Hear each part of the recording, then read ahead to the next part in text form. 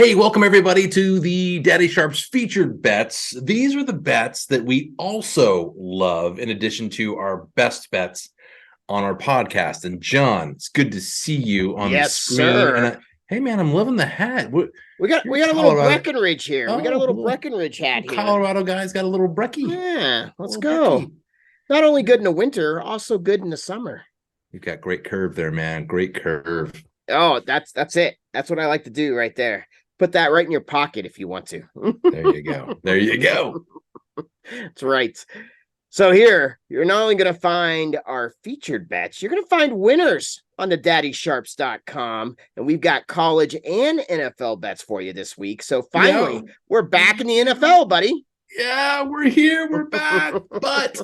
But before we dive into our featured bets, you're going to want to hear this first. We recently chatted with a guy who knows a thing or two about NFL analytics because he basically invented them, John. Yes, you know him from his book, The Hidden Game of Football. You might know him from his almanac, the FTN Football Almanac, or just might simply know him like we do, the creator of DVOA. He is none other than Aaron Schatz, my man. Yeah, he just recently announced his new role as Chief Analytics Officer for FTN Networks, and all of his advanced football data is available right now on ftnfantasy.com. So let's kick things off with our recent interview with Aaron Schatz. Aaron, welcome to the Daddy Sharps podcast. We've been using your analytics for a long time now, so we are super excited to have you here. Thank you. Thanks for having me on. Thanks for the kind words. If it wasn't for everybody using my analytics, I wouldn't be able to do football for a living, which is better than having a real job. Well, we're glad that you do football for a living. Let's begin with the new recent big announcement that you made. Tell us about the new website and how excited are you about your new home?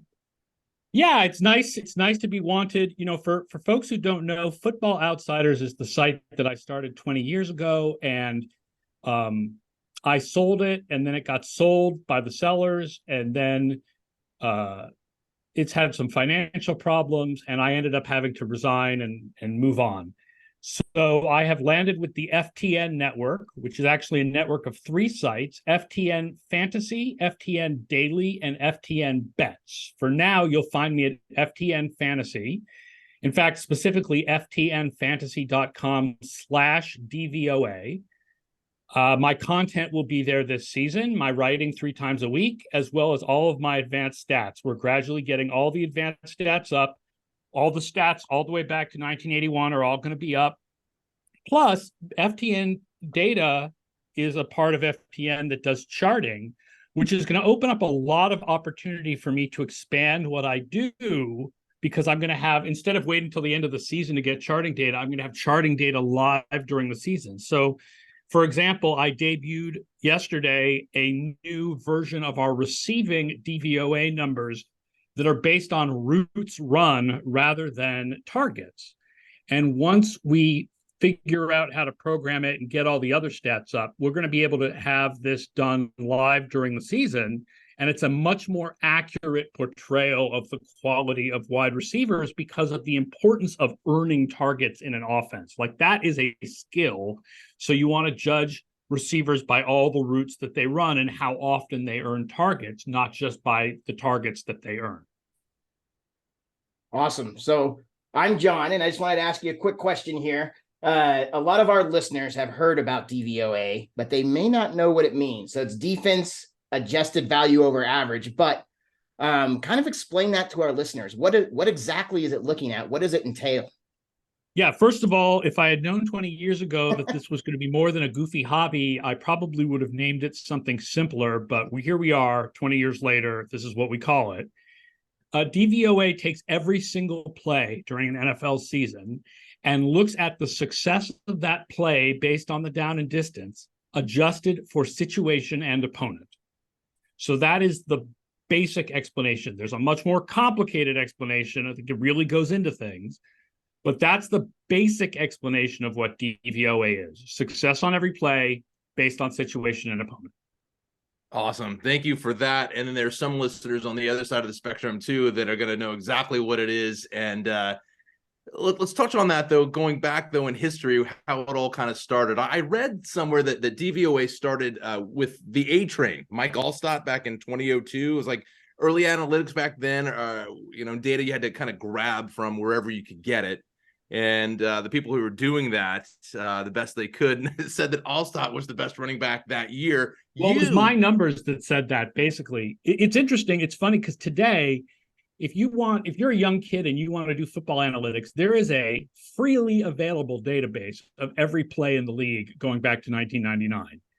20 years ago, there was no such thing. And I had to cut and paste out of ESPN play-by-play logs in order to create my database. So I used some ideas from the book called The Hidden Game of Football, called Success Points, which gave you a certain amount of points based on the down and distance for how successful a play was. So I added up all the success points for the 2002 season, and I ended up with Mike Allstott as the best running back in the league. Now, this did not make sense because, come on, let's get real. But then I realized the reason why Allstott came out number one is because Allstott tended to get the ball in places when success meant a lot, right? Goal line, 3rd and 1, 4th and 1, success means a lot. So I said, what if instead of just how much success does Allstott have, we compare Allstott to what an average running back did in the same situation? And it turns out the average back, I had compared every player to average. I came out with Priest Holmes as the best running back in the league. And if you know football back 20 years ago, you know that makes a lot more sense. Yeah, it sure does. And along those lines, you kind of touched on it. When we look at analytics today, I can't believe that we're talking about the cheetah and route running. Where have analytics come from then till now? And what are we looking at for the future? Are we going to be seeing models with incorporate, I don't know, Gen AI or something like that to sped out things we don't even know? Sure. Oh my God, absolutely. I do not doubt that AI is going to eventually be involved in modeling things on the field. There are, I would say there's 3 big breakthroughs in analytics. The first is I'd sort of share myself with the other people who were doing things early, like Brian Burke, and that was just doing play-by-play breakdowns that were based on the success of individual plays, considering the down and distance. Considering that official NFL rankings are still based on total yardage, which is dumb, like that's a big breakthrough. The second breakthrough was the addition of charting of things that are not in the play-by-play. We started our charting project in 2005. Pro Football Focus, I think, starts in 2006. Casey Joyner started in 2005. So that's the second breakthrough, is adding charting data, which allows us to do things like routes run.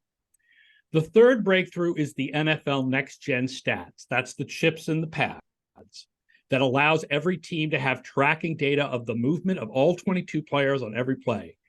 And that is like a fire hose of data that has come at NFL teams over the last 5 or 6 years. Those of us on the outside do not generally have access to this data unless they release it a couple years afterwards for things like the Big Data Bowl. But like the live in-season next-gen stats, the NFL teams have access to, and ESPN gets a little bit of access, and then that's about it.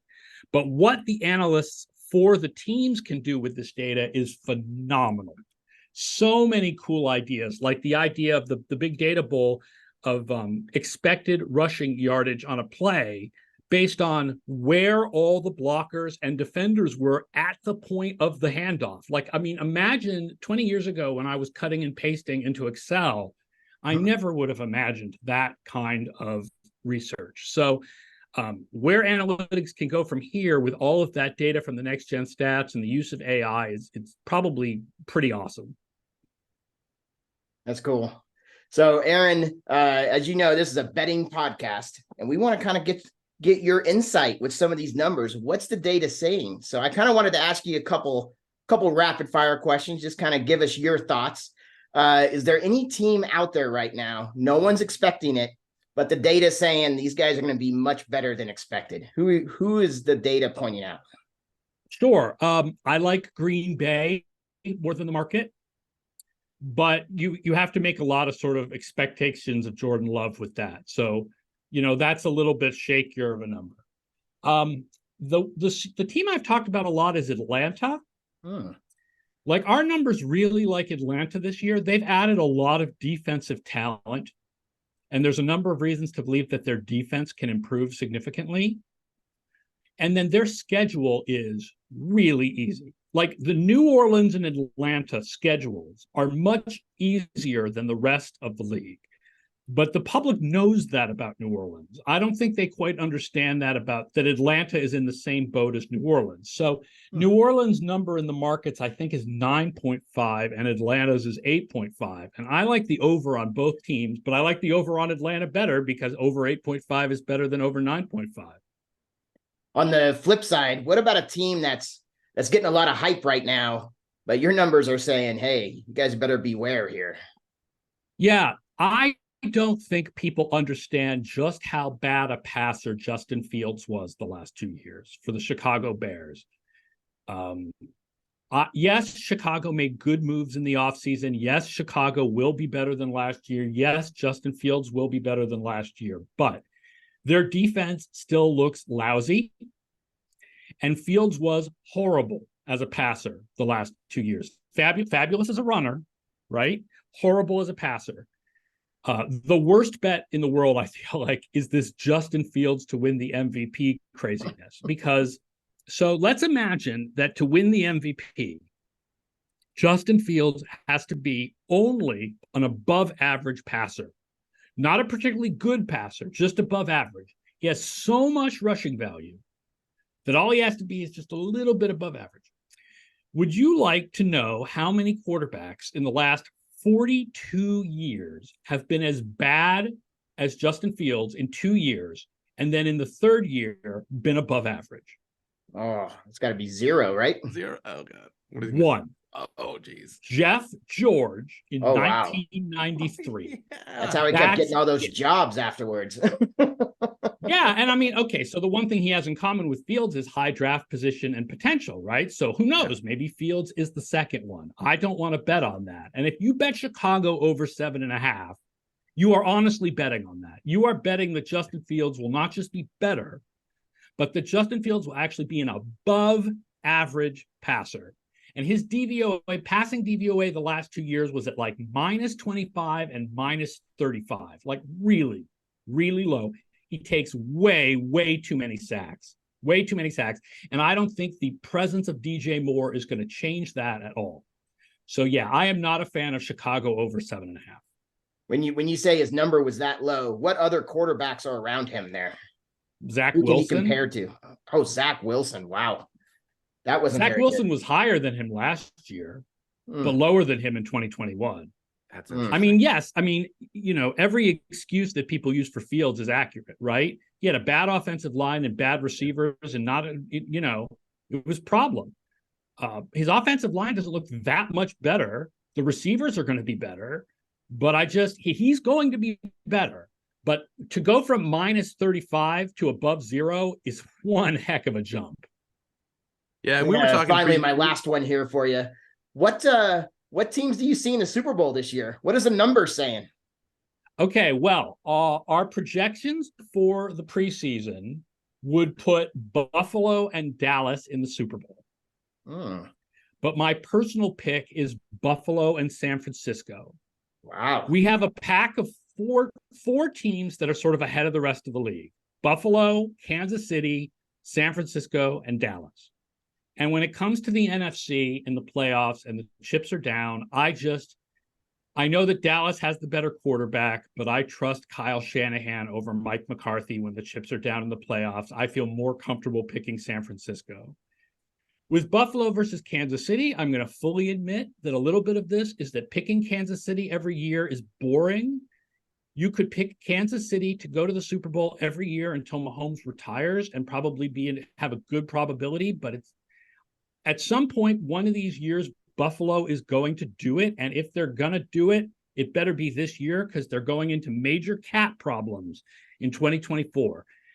This is not the end of windows for them, but it's the end of this window. Like there will be another window because Josh Allen will still be there and Sean McDermott will still be there. And the next window for them opens up in 2025 or 2026. But this is the end of Buffalo's current window. So I think they can do it.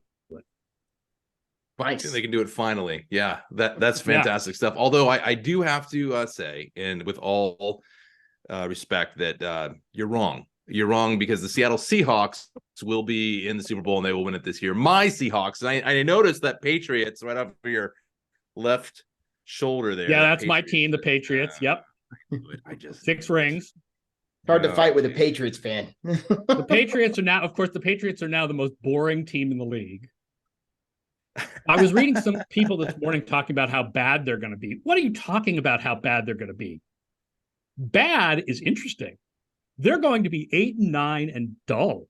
That's what they're going to be. Their defense is good. Their offense is not as bad as people think. Their schedule is hard. Bill Belichick is too good a coach for them to bottom out. They're going to go 8-9 or 9-8 every year until Belichick finally retires, which means they're never going to be in the draft position to actually rebuild. So as a Patriots fan, you're not worried about the Jets at all. What do you mean? I mean, worried about the worried in what way? Like the Patriots are what they are. They're average and dull. Like the Jets are interesting and good. The Jets are going to be good this year. The Patriots are the worst team in their division, but it's not the best division in the game because based on our projections, we actually like Pittsburgh better than New England. So we have the AFC North as the best division in the game. Yeah, that's probably a good call too, and that's who the Seahawks have to play this season. Which we'll see. They're a young team. I just saw that they have 38% as of this morning. 38% of their roster are either freshmen or sophomores, like first or second years in the league. So it's our projections for Seattle are interesting. We have them dropping on offense and improving on defense. And subjectively, if you were to ask me, I would say we're wrong. I think their offense will be better than we are projecting, and their defense will not be as good as we are projecting.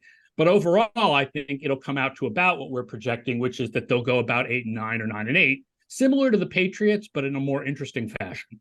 Yep, totally. And real quick, just one more question, because John's in Denver. That's his team, the Broncos. How are they going to look? How's Russ? Is he going to be cooking this season? I was afraid to ask. I feel like the most probable result is that Russell Wilson will be better than last year, but not as good as he used to be.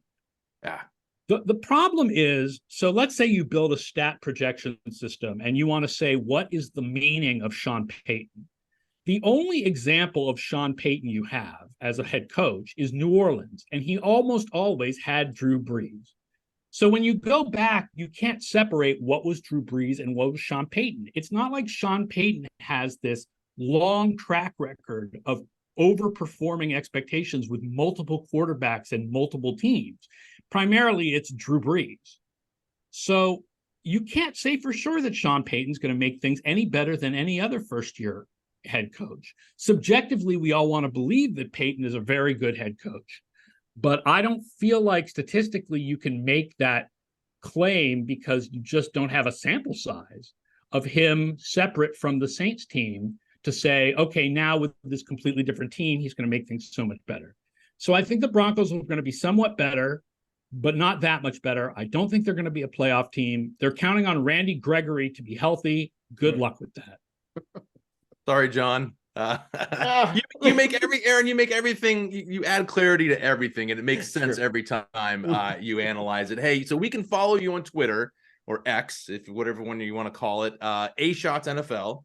Yep, ASCHATZ NFL on Twitter, X, and also Threads, which we're trying to use a little bit more now that they have a web application. You're on Threads. My daughter would be proud of you. That's awesome. Hey, your almanac. Can we still get the FTN football almanac? Still plenty of time. Absolutely. Go to ftnfantasy.com to get the PDF. You can download that immediately for $35. It's over 450 pages of previews, all 32 teams, most accurate team projections in the business.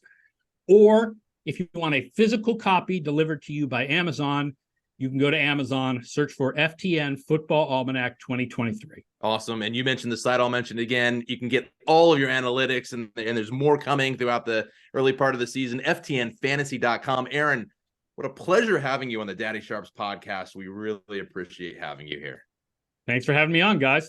So that's interesting stuff there. The worst bet in the NFL this year, Justin Fields to win the MVP, my man. What do you think of that?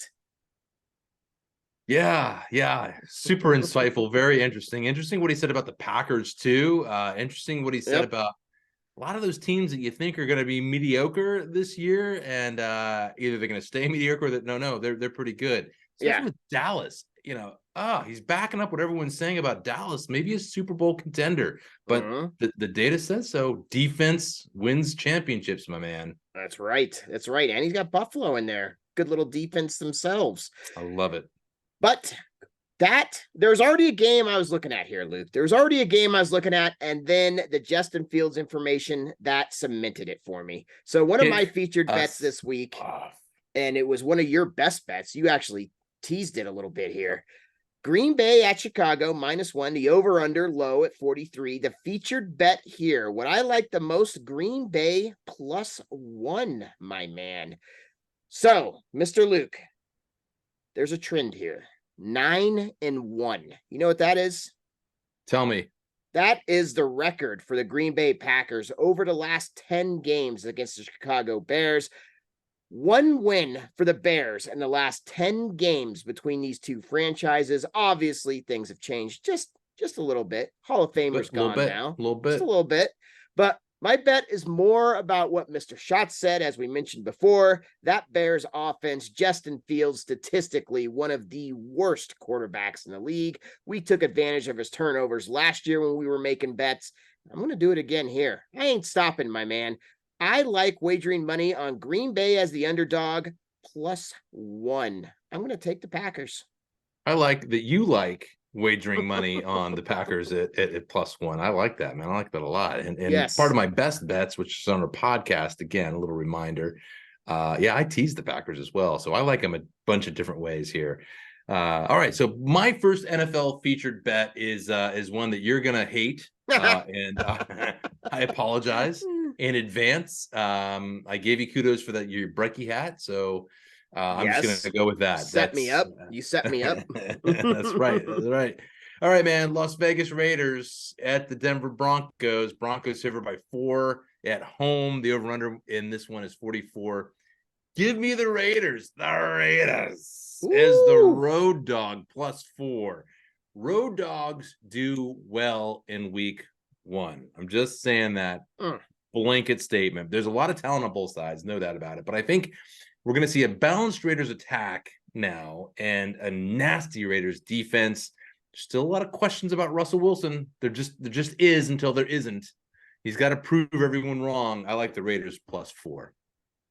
Luke, I'm not going to lie. I actually have the Raiders in a teaser. I took it all the way up to +9.5. There you go. Broncos haven't beaten the Raiders in, I think it's been 3 seasons, maybe a little longer. So, yeah, I like where you're going with that. Got a little game here that I also like. One I have been looking at since the lines came out over a month ago. Tennessee at New Orleans -3, the over-under 41.5. My featured bet here, the one I like New Orleans -3, and I think we agree on it. I got numbers here too. Take a guess. I'm going to give you 2 numbers, Luke. Guess what these numbers are. Okay. 50.7, 86.3. God, I was going to come up with something really disgusting and nasty, but we decided when we developed this podcast that we weren't going to go. We're daddies. We're daddy sharps. We're daddies, and I got kids. I got a kid right over there listening. She's also in the lab, by the way. Oh, in the lab. So I'm not going to guess. You just tell me. 50.7, 86.3. That's the starting Saints QBR last year compared to Derek Carr's QBR last year. Kidding me? Are you kidding me? That's an upgrade, my friend. That's an upgrade to a team that could contend for the NFC South crown. I like Derek Carr. The number, it's a little tough, -3, but I like it. I'm going to take it. I'm going to take New Orleans Saints -3 at home. Yeah, and you know what the thing about that division, those teams, and you heard Aaron say this too, easiest schedules in the NFL. Yeah. Easiest schedules in the NFL. So think Yes. about that when you're placing your bets. All right, for another featured bet, I've Tampa Bay Bucks, man. Tampa Bay Bucks at the Minnesota Vikings. Vikings favored by 6. The over-under in this one, 45.5. I'm gonna just say it again and again, as everyone does. The Vikings were lucky last season. Every time we bet on the other side, we lost, and we were like, "What the hell is going on? That doesn't make any sense." Kirk Cousins has fewer weapons. Yeah, he's got arguably the best receiver in the league, Justin Jefferson. Got it. Yeah, But fewer weapons though. Dalvin Cook's gone. He didn't play a snap in the preseason, my man. He suited up, didn't play. Takes time to get into game rhythm. I like the Bucks, but here's the thing. I like the Bucks because I think Kirk's going to take a while to warm up in this game. They probably win this game, but I like the Bucks and the points in the first half. First half, plus 3.5 in the first half. That is a featured bet. You were very good on first half numbers last year, too. You were very good on those. Sir, I teased it a little bit earlier, and I'm going to go 2 bets in a row here. Okay. And one of them is going to be considered payback, okay? A little payback for you. So the Las Vegas Raiders at the Denver Broncos, minus 3.5, the over-under 44. Carolina Panthers at the Atlanta Falcons, minus 3.5, the over-under 39.5. My featured bet here, my man, these numbers set up perfectly for it.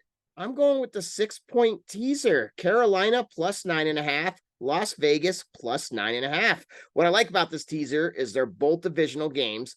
These 4 teams know each other very well, and typically in the NFL, divisional games are close.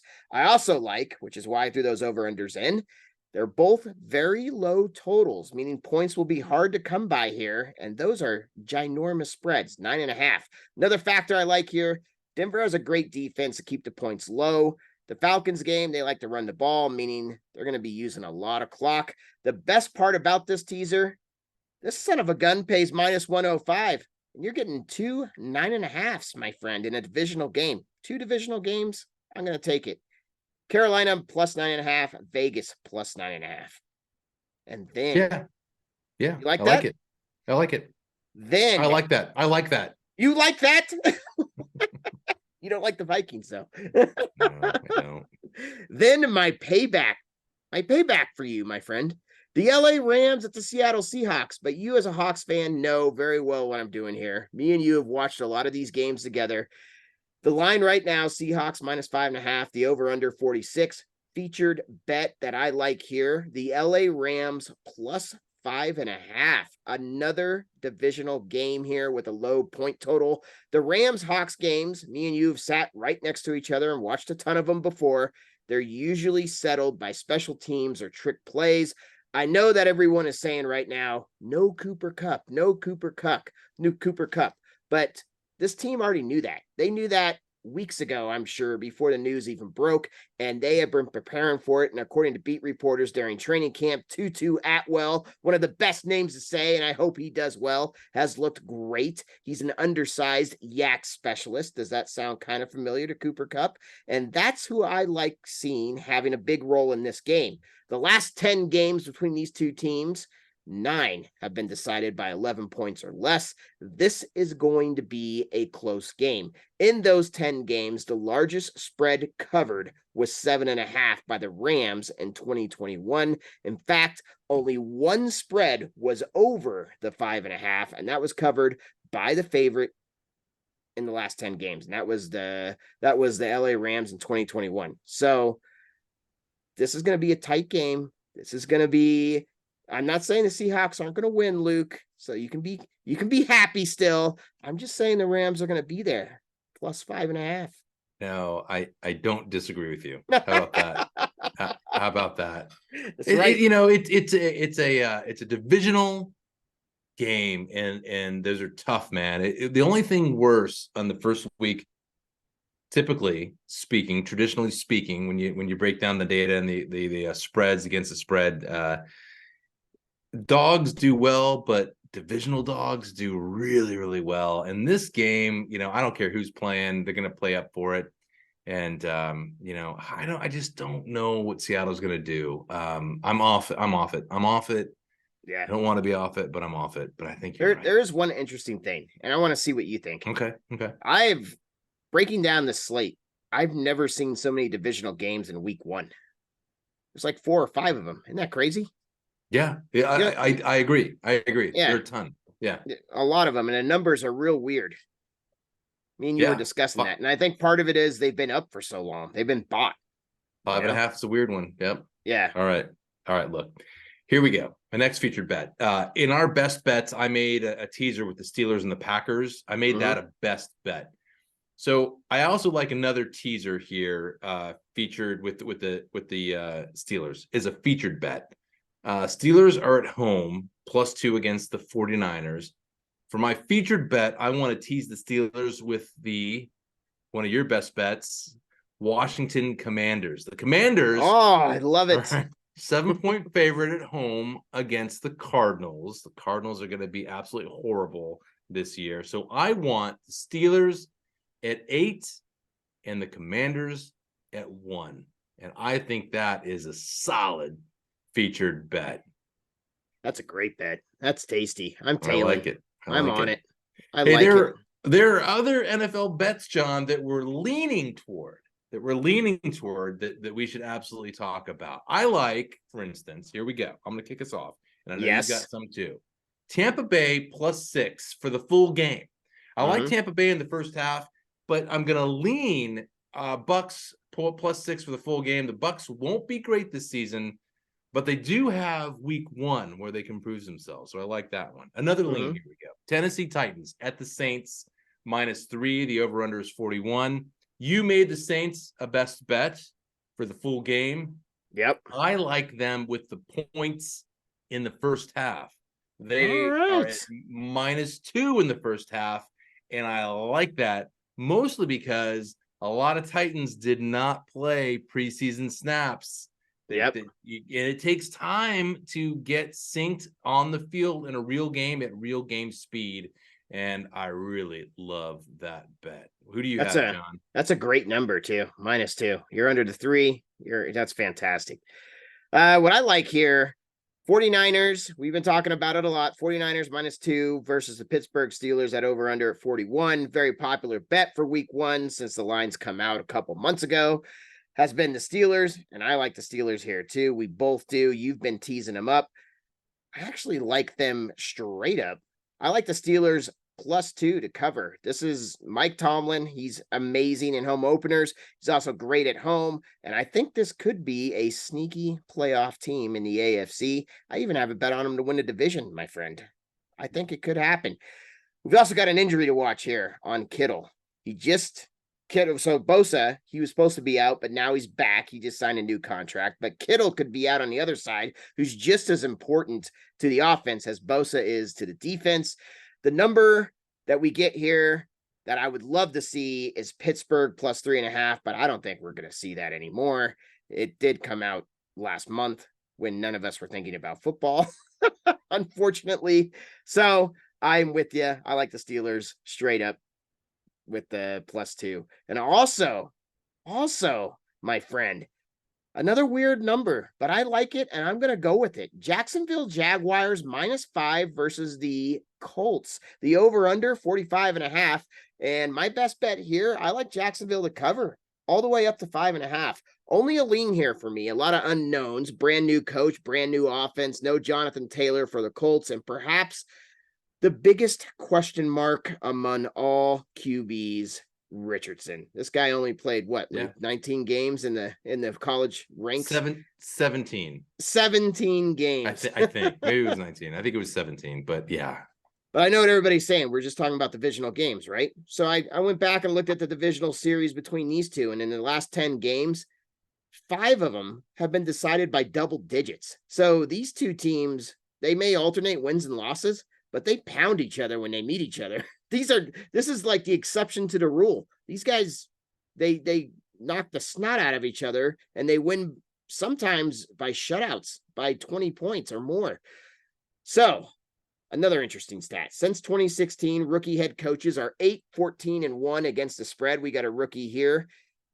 And that's in their first home game. This is his first home game. I'm going to follow that trend. I'm going to take Jacksonville -5 as my lean. I like them. Interesting, because the Daddy Sharps are fighting right now, my Oh, man. no. What happened here?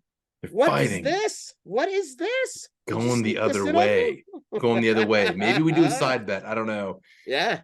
Division There's rivals, no man. Vig. Division rivals. I'm buying into the trend. Another trend. I'm buying into the trend that favors home dogs, especially week Mhm. 1 dogs in divisional rivalries. I'm leaning toward the home dog in the points. Colts +5, man. Look at you. Look at you. Yeah, my book says +5. We're off to a great start. So will Great you start. You and me. will You and you me. will you pay that out to me when Richardson throws his second pick, Oh, or here are you we gonna go. wait till the Here we third go. pick? Here we go. We're gonna come up with a side bet, you and me. But I think we're both saying the same thing. It's week 1. It's really interesting. 5 is a funky number. And I don't think the Colts are as bad as what people might think. Even with Richardson, the Jaguars, traditionally sometimes they show up and they kind of fold in Indy. It's going to be really interesting. Yep. Interesting. Yeah. But that's why these are not our best bets. But you and I head to head, my man. All right. Oh, on a lean. I like it, sir. I like it. Let's go. Let's go, and let's go to our featured bets in college football. John, you are going to kick us off here with a winner. Oh, we got the college ranks here, and one of my favorite bets here, my favorite featured bets. I like UTEP -1.5 versus Northwestern. The over/under 38.5. Scary over/under in the college ranks. Guess what I'm doing here, Luke? My featured bet, I'm going to go under 38.5. Northwestern, one of the worst offenses in college football, not just last week, but last season. In their last 5 games, dating back to last season, they put up an average of 6 points a game. Impressive. UTEP offense, not much better, averaging 22.5 points in the first 2 games of this season already. My numbers say this is going to be a close one, but 38.5 is a bridge too far. I'm taking the under. And then I'm going to the other side. Going to the other side, my man. The other Middle side. Tennessee at Missouri, -21.5. The over/under 48.5. My featured bet, I'm going to go with the over 48.5. Both these teams have cashed in on the overs so far this season. They're both 2-0 right there. Middle Tennessee played Alabama last week and were held to 7 points, but come on. It's Alabama, you know what I mean? They're going to score a little bit more than that against this Missouri defense. Still pretty good, but it ain't Alabama. My numbers indicate that this over/under is safe to buy all the way up to 49, my man. Interesting. So You're in the like lab. it. You're in the lab. I did the lab. I mixed the beakers, looked under the microscope, and I decided I'm going with an over and an under. No, I've got the beakers. I have the beakers right here. You just got the algorithms. I just got chalkboards. I got the chemistry. Right. You've got the physics. That's All right. I did not. I think I took both physics and chemistry for poets in college. So just run with that. As I run with the Louisiana Raging Cajuns. Oh, one of your favorite teams, my man. That's right. -6 favored. The over/under is 49.5. That -6 right now, by the way, is at -115. Last time I checked, could have changed. So money is obviously going on both sides.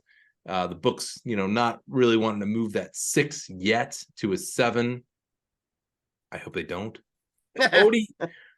ODU is who they're playing. They're at Old Dominion University. Listen, last season, ODU lost 5 straight against the spread at home to close out their season. That's not good. Their quarterback last week, and look, I'll just be honest, that was another featured bet that I made. I thought ODU would show up, and they didn't against Virginia Tech. But this is the problem. Their quarterback looked confused, threw for under 100 yards against Tech. Eesh. Cajuns defense on the other side held Northwestern State. Not a big school, but they held them to under 170 yards total offense. They had 5 sacks. And whenever you hold anyone, I don't care who they are, to under 170 yards total offense, that's pretty darn good. My best bet, or my best featured bet, I should say, I like the Raging Cajuns to cover here, -6. I think they do it easy.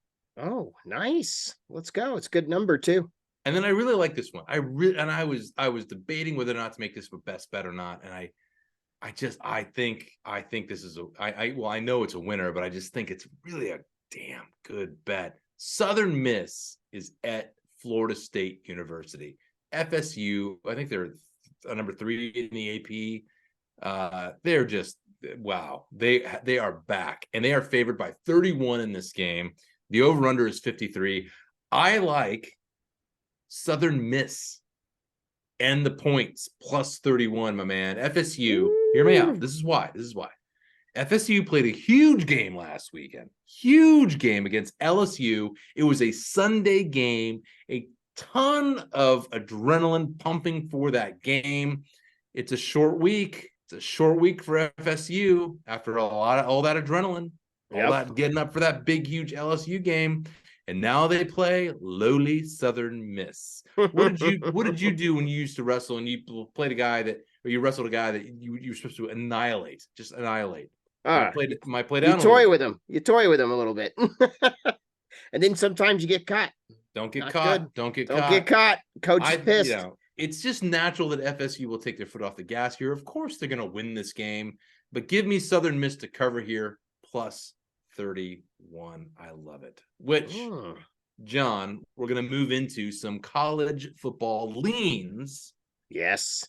Games that we kind of lean toward. I'm going to go through some of these. I know you have some, but I'm going to go through these. I'd really like your take on each one of these. I'm really leaning toward this week. Let's start with Ole Miss, favored by 7 against Tulane at Tulane down in the Big Easy. The over-under in this one is 66. The Green Wave of Cash, as we like to call them, 8-5 against the spread as home dogs. That's dating back to like 2016. 11-2 against the spread last season. That's why we love them. That's why they're the Green Wave of Cash, because they always cover the spread. I'm leaning Tulane and the points against Ole Miss, plus 7 at home, plus 7 home dogs. I think I like that one. Yeah. What do you think, my man? What do you think? Ole Miss. You are the Tulane expert, my man, and you were betting for or against them last year. You were fantastic on it. They lost a few players this year, but I'm going to trust your judgment here. I like that, plus 7.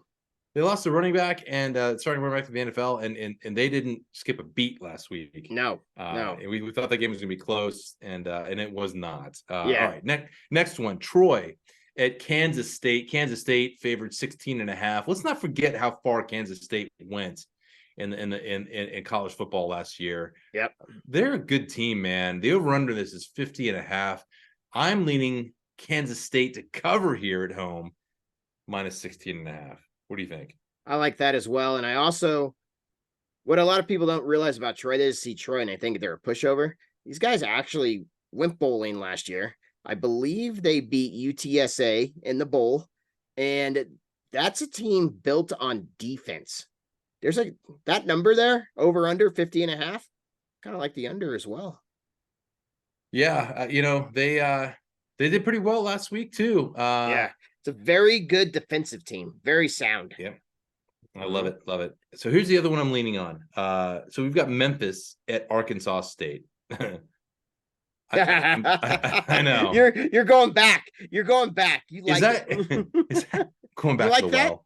You like that? Am I going to be like, it's going to be like all season long where I'm going to say Arkansas State and then kind of follow that like a laugh? Yeah.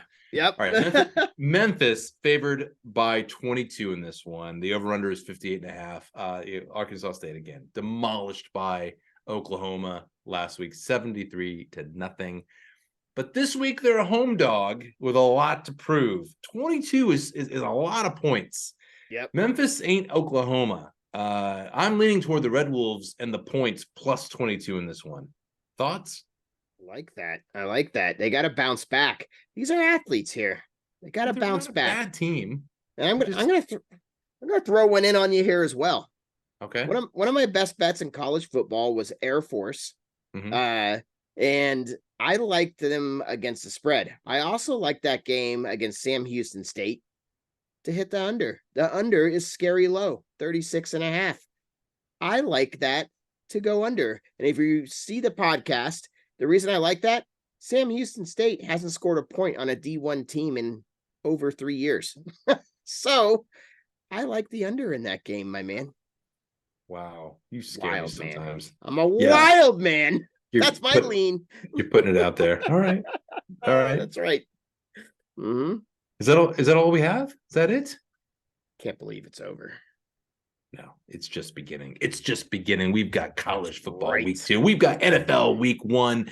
But for us, hey man, that's going to do it for the Daddy Sharps featured bets this week. Remember though, we always gamble responsibly, and you should always gamble responsibly as well, and within your means, because the bets that we share are based on our own research and analysis and a little bit of Aaron Schatz DVOA, if we're going to be honest. Hey, but we don't always win, you know? That's right. And always be sure to check us out on social media. Look for the Daddy Sharps on Instagram and Twitter. Check us out on this website. If you're watching this, you're already here. daddysharps.com. We're going to be back next week with much more, my man. Yeah, we are. But we always ask this question, and I'm going to ask you one more time because I'm always not sure what you're going to say. But John, who's your daddy? We are. Yeah, we are. That's right. That's right. Hey, stay sharp, everyone.